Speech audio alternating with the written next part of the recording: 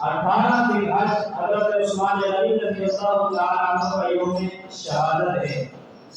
اس دن حضرت عثمان غنی رضی اللہ تعالی عنہ شہید ہوئے، لیکن بدقسمتی سے ہمارے یہاں ایک طبقہ ایسا ہے جو اس دن کو عید کے طور پر مناتا ہے، اس دن کو عید کے طور پر مناتا ہے، اور اس دن کا نام رکھا عید غدیر قوم۔ کیا نام رکھا؟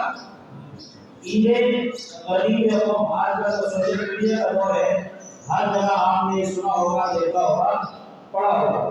تو ایک طبقہ ہے جو عید غدیر قوم کے نام سے 18 ذی الحج کو عید مناتا ہے، اور اس کا یہ عقیدہ ہے کہ اس دن اگر کوئی روزہ رکھ لے تو اللہ تعالیٰ اس کو 6 مہینے روزہ رکھنے کا ثواب دیتے ہیں۔ یہ ان کا عقیدہ ہے۔ خوب اچھے طریقے سے سمجھ لیں، اسلام میں صرف 2 عیدیں ہیں۔ کتنی عیدیں ہیں؟ 2 عیدیں ہیں۔ ایک عید الفطر ہے اور ایک عید الاضحیٰ ہے، جن کا احادیث میں ثبوت بھی ملتا ہے۔ خود رسول اللہ صلی اللہ علیہ وسلم نے یہ 2 دن عید منائی بھی ہے اور صحابہ کو منانے کی ترغیب بھی دی ہے، اور آپ کے بعد صحابہ نے بھی ان 2 دن کو عید منایا ہے۔ ان 2 دن کے علاوہ اسلام میں کوئی دن عید کا دن نہیں ہے۔ اب عید غدیر قوم کے حوالے سے 3 باتیں اپنے ذہن میں رکھیں۔ پہلی بات یہ ہے، غدیر کہتے ہیں تالاب کو، غدیر کہتے ہیں تالاب کو، اور قوم یہ ایک مقام کا نام ہے، مدینہ اور مکہ کے درمیان ایک مقام ہے، اس کا نام ہے قوم، اور اس کے قریب ایک تالاب ہے، اور اس تالاب کے قریب حضور علیہ السلام نے صحابہ کرام کی ایک جماعت نے حضرت علی رضی اللہ تعالیٰ عنہ کے فضائل بیان کرتے ہوئے یہ حدیث بیان فرمائی تھی، من کنت مولاہ فعلی مولاہ، جس کا میں محب ہوں، جس کا میں دوست ہوں، علی بھی اس کا کیا ہے؟ محب اور دوست ہے۔ اب وہ طبقہ کہتا ہے کہ یہ جو حدیث ہے یہ حضرت علی رضی اللہ تعالیٰ عنہ کی حضور علیہ السلام نے خلافت کا اعلان فرمایا۔ کس سے اعلان فرمایا؟ خلافت کا۔ اور اس حدیث کی بنیاد پر وہ کہتے ہیں کہ حضرت علی رضی اللہ تعالیٰ عنہ جو ہے وہ خلیفہ بلا فصل ہے، اور ابتدائی دین خلفاء کو وہ ماننے کے لیے تیار نہیں ہے۔ 3 باتیں اس حدیث کے مطابق ذہن میں رکھیں۔ نمبر 1، اس حدیث کے پس منظر کو سمجھنے کی ضرورت ہے۔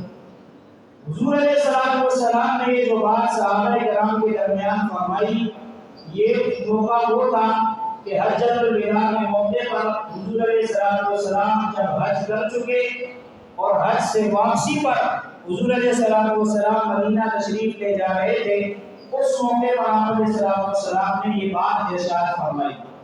حج ہوتا ہے ذی الحج کے مہینے میں، اور رمضان کا مہینہ ذی الحجہ سے کیا ہوتا ہے؟ پہلے آتا ہے۔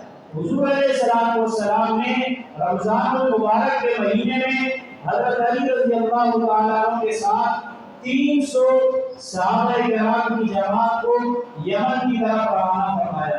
حضرت علی کو ان کا حاکم اور امیر مقرر کیا اور ان کو یمن بھیجا، آپ یمن میں جائیں اور یمن کے لوگوں کو دعوت و تبلیغ کریں، اسلام کی دعوت دیں۔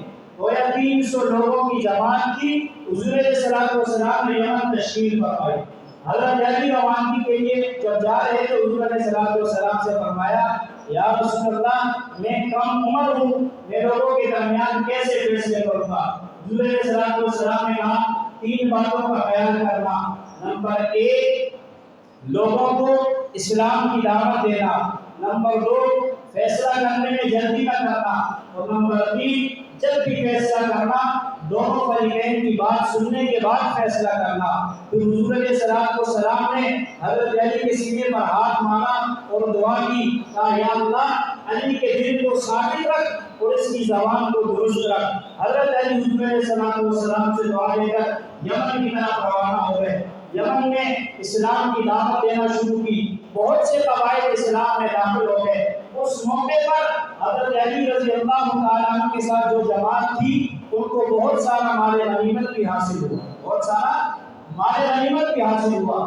حضرت علی رضی اللہ تعالیٰ عنہ نے مال غنیمت کی تقسیم صحابہ کرام کے درمیان فرما دی اور حضرت علی رضی اللہ تعالیٰ عنہ نے اس مال غنیمت میں سے ایک لونڈی اپنے لیے رکھی، ایک لونڈی اپنے لیے رکھی جو بالکل شریعت کے مطابق تھی، قرآن کی تعلیمات کے مطابق تھی۔ قرآن میں اللہ تعالیٰ نے فرمایا وَأَنَّ لِلَّهِ خُمُسَهُ وَلِلرَّسُولِ وَلِذِي الْقُرْبَى وَالْيَتَامَى وَالْمَسَاكِينِ کہ جب بھی مال غنیمت جمع ہوگا اس میں ایک حصہ خمس کا ہے، وہ خمس کس کا ہے؟ وہ اللہ کا ہے، اللہ کے رسول کا ہے، وَلِذِي الْقُرْبَى وہ رسول اللہ کے قرابت داروں رشتہ داروں کا ہے۔ حضرت علی رضی اللہ تعالیٰ عنہ رسول اللہ کے قرابت دار بھی ہیں، رشتہ دار بھی ہیں اور لشکر کے امیر بھی ہیں۔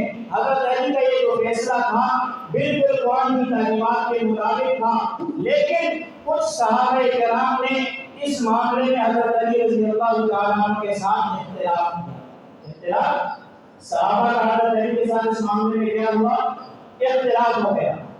صحابہ کو یہ بات پسند نہیں ہے جو صحابہ کرام کو حضرت علی نے یہ لونڈی اپنے لیے رکھی، لیکن وہ میں نے آپ کو قرآن کی آیت پڑھ کے بتایا کہ وہ بالکل قرآن کی تعلیمات کے مطابق تھا۔ بہرحال یہ صرف انتظامی اور اجتہادی اختلاف تھا۔ پھر حضور علیہ السلام حج کا موقع آیا، آپ علیہ السلام مدینہ سے حج کے لیے روانہ ہوئے۔ حضرت علی رضی اللہ تعالیٰ اپنے 300 ساتھیوں کے ساتھ یمن سے حج کے لیے روانہ ہوئے۔ جب حضرت علی رضی اللہ تعالیٰ کا قافلہ مکہ پہنچا تو چند صحابہ کرام جنہوں نے حضرت علی کے ساتھ اختلاف کیا تھا تو انہوں نے حضور علیہ السلام کو حضرت علی کی شکایت لگائی۔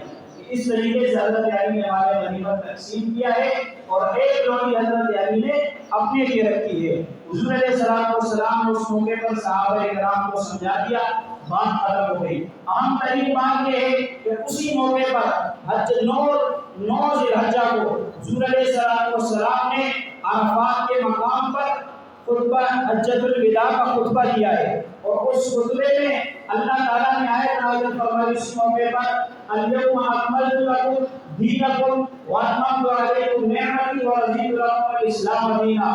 دین کامل ہو گیا، مکمل ہو گیا، حج کے ارکان ادا ہو گئے۔ جتنے لوگ اطراف سے 1.5 لاکھ کے وجہ سے حضور علیہ السلام نے خطاب فرمایا، اطراف سے جتنے لوگ آئے تھے سب واپس روانہ ہو گئے۔ سب کیا ہو گئے؟ اپنے اپنے علاقوں کی طرف واپس روانہ ہو گئے۔ حضور علیہ السلام چونکہ مدینہ سے آئے تھے، آپ بھی مدینہ کی طرف واپس روانہ ہو گئے۔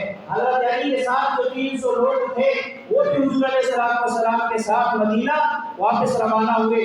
راستے میں قوم کے مقام پر جو مکہ اور مدینہ کے درمیان ہے حضور علیہ السلام نے پڑاؤ ڈالا۔ وہ بات جو صحابہ کا حضرت علی سے اختلاف ہوا تھا اس بات کو سامنے رکھتے ہوئے رسول اللہ صلی اللہ علیہ وسلم نے حضرت علی کے فضائل کو، ان کی فضیلت کو، ان کے مقام اور مرتبے کو واضح کرنے کے لیے آپ نے خطبہ ارشاد فرمایا اور حضرت علی کا ہاتھ پکڑ کر بلند کیا اور فرمایا من کنت مولاہ فعلی مولاہ، جس کا میں دوست ہوں علی بھی اس کا کیا ہے؟ دوست ہے۔ جس سے میں محبت کرتا ہوں، جو مجھ سے محبت کرتا ہے وہ علی سے بھی کیا کرتا ہے؟ محبت کرتا ہے۔ اگر یہاں ایک بات ذہن رکھیں، اگر یہ بات، یہ اعلان خلافت کا ہوتا تو حضرت علی رضی اللہ تعالیٰ عنہ کے خلیفہ ہونے کا اعلان ہوتا تو رسول اللہ صلی اللہ علیہ وسلم اس وقت اعلان فرماتے جب آپ کے سامنے 1.5 لاکھ کا مجمع موجود تھا، جب پورے اطراف سے لوگ حضور علیہ السلام کی خدمت میں حاضر تھے اور آپ خطبہ ارشاد فرما رہے تھے۔ اگر اس کا تعلق شریعت کے ساتھ ہوتا، اگر اس کا تعلق خلافت کے ساتھ ہوتا تو حضور علیہ السلام عرفات کے میدان میں اس کا اعلان فرماتے، نہ کہ واپسی جاتے ہوئے راستے میں چند صحابہ کرام کی جماعت میں یہ اعلان فرماتے۔ بات سمجھ آ رہی ہے؟ دوسری گزارش، یہ جتنا شور شرابہ کیا جاتا ہے یہ لفظ مولا کے ترجمے پر کیا جاتا ہے۔ کیا حضور علیہ السلام نے فرمایا من کنت مولاہ، جس کا میں مولا، جس کا میں سردار۔ تو یہ بات ذہن میں رکھیں، لغات کے اندر مولا کے 15 معنی، 15 سے بھی زیادہ معنی علماء نے لغات کے اندر لکھے ہیں اور یہ لفظ مشترک ہے۔ لفظ مشترک کا مطلب یہ ہوتا ہے کہ اس کے بہت سارے معنی ہیں۔ یہ بات کرنے والا بتائے گا کہ اس نے کس معنی میں اس کو استعمال کیا، اور یہ بات کا اگلا حصہ بتائے گا کہ یہ لفظ کس لیے استعمال ہوا۔ تو اس حدیث میں ہے من کنت مولاہ فعلی مولاہ، آگے حضور علیہ السلام نے فرمایا اللہم والی من والاہ وعالی من عاداہ، اے اللہ جو علی سے محبت کرے، جو علی کو دوست رکھے تو بھی اس کو دوست رکھ، جو علی سے دشمنی رکھے تو بھی اس کے ساتھ دشمنی رکھ۔ قرآن میں اللہ تعالیٰ نے فرمایا وَأَنَّ اللَّهَ هُوَ مَوْلَاهُ وَجِبْرِيلُ وَصَالِحُ الْمُؤْمِنِينَ، قرآن میں لفظ مولا کا استعمال ہے وَأَنَّ اللَّهَ هُوَ مَوْلَاهُ وَجِبْرِيلُ وَصَالِحُ الْمُؤْمِنِينَ، یہاں ترجمہ کیا ہے کہ اللہ، جبریل اور نیک مومنین یہ کیا ہے؟ یہ مددگار ہے۔ یہ کیا ہے؟ کس کے مددگار ہے؟ رسول اللہ کے مددگار ہے۔ اگر مولا کا، خلافت کا، سرداری کا ترجمہ ہو تو انسان ایمان سے خارج ہو جائے۔ خود رسول اللہ صلی اللہ علیہ وسلم نے بخاری میں روایت ہے حضرت زید سے فرمایا یا زید انت اخونا و مولانا، تو ہمارا بھائی بھی ہے ہمارا دوست بھی ہے۔ حضرت سفینہ رضی اللہ تعالیٰ عنہ حضور علیہ السلام کے آزاد کردہ صحابی ہیں، آپ لشکر کے ساتھ جا رہے، راستے میں لشکر سے الگ ہو گئے، جنگل میں راستہ تلاش کر رہے، سامنے شیر آ گیا۔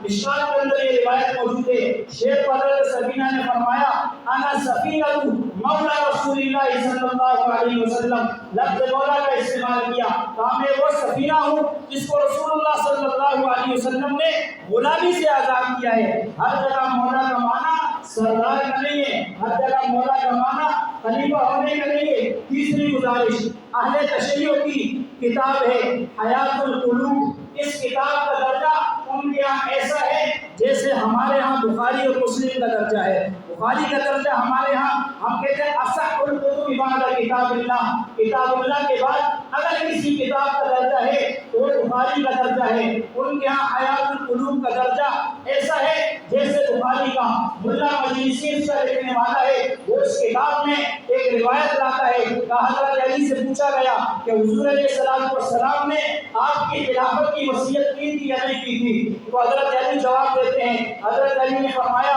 رسول اللہ صلی اللہ علیہ وسلم نے میری خلافت کی کوئی وصیت نہیں فرمائی، اگر آپ علیہ السلام میری خلافت کی وصیت فرماتے میں پوری طاقت کے ساتھ اپنی خلافت کا حق وصول کرتا۔ اور پھر فرمایا حضور علیہ السلام نے اس لیے کسی کی خلافت کی وصیت کا اعلان نہیں فرمایا کہ خلافت کسی ایک گھرانے کے اندر قید اور بند ہو کر نہ رہ جائے۔ یہ کون لکھ رہا ہے؟ یہ حیات القلوب کے اندر مولانا باقر مجلسی لکھ رہا ہے، جس کتاب کا درجہ ان کے ہاں بخاری کا درجہ ہے۔ سب سے اہم ترین بات، اس دن کا آغاز 400 سال تاریخ تک حضور علیہ السلام سے لے کر عید غدیر کا کوئی تصور نہیں ہے۔ ایک حاکم معز الدولہ 356 کے سر میں حاکم کا بصرہ کا، اس نے جو ہے یہ حکم دیا کہ اس دن کو عید غدیر کے طور پر منایا جائے۔ اہل سنت والجماعت کا یہ عقیدہ ہے کہ عید صرف دو ہیں، ایک عید الفطر ہے، ایک عید الاضحیٰ ہے، اس کے علاوہ شریعت اسلام میں کوئی عید کا دن نہیں ہے۔ اور 18 ذی الحجہ یہ سیدنا عثمان غنی رضی اللہ تعالیٰ عنہ کی شہادت کا دن ہے۔ اس دن عید کا دن مقرر کرنا اور اس دن عید منانا یہ اس بات کی دلیل ہے کہ یہ عید جو منائی جا رہی ہے یہ پس پردہ حضرت عثمان کی شہادت پر خوشی کا اظہار کیا جا رہا ہے، اور حضرت عثمان کی شہادت پر جشن منانے کا ایک طریقہ نکالا گیا ہے جس کو عید غدیر خون کا نام دیا گیا ہے۔ اس حدیث میں نہ حضرت علی کی خلافت کا اعلان ہے، نہ کسی کے خلیفہ بلا فصل ہونے کا اعلان ہے۔ سب سے پہلے خلیفہ حضرت سیدنا ابوبکر صدیق، پھر عمر فاروق، پھر عثمان غنی، اور پھر حضرت علی المرتضیٰ رضی اللہ تعالیٰ عنہ۔ یہی اسلام کا طریقہ ہے، اور اسی پر علماء نے بہت سارے دلائل جمع کیے ہیں جو حضرت ابوبکر صدیق رضی اللہ تعالیٰ عنہ کے خلیفہ بلا فصل ہونے پر ہیں۔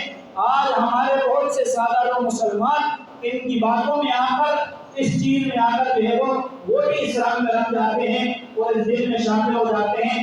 ہمیں حضرت علی رضی اللہ تعالیٰ عنہ سے اس قدر محبت ہے کہ ہم اپنا جان اپنی مال سب کچھ حضرت علی رضی اللہ تعالیٰ عنہ کو قربان کرنا اپنی سعادت سمجھتے ہیں. جس کے دل میں ایک رائی کے برابر بھی حضرت علی کے لیے بغض اور کینہ ہوگا، اللہ کی رحمت سے وہ محروم ہوگا، جنت کی ہوا سے وہ محروم ہوگا، جنت کی خوشبو بھی وہ نہیں سن سکے گا. جس کے دل میں حضرت علی کا بغض ہوگا وہ دنیا میں بھی پکے درجے کلام کی ہے، اس پر اللہ کی بھی لعنت ہے، اللہ کے فرشتوں کی بھی لعنت ہے، پوری امت مسلمہ کی اس پر لعنت ہے. ہمیں حضرت علی سے اس قدر عقیدت و محبت ہے. اللہ تعالیٰ ہمیں صحیح طور پر دین کو سمجھنے کی توفیق عطا فرمائے. وآخر دعوانا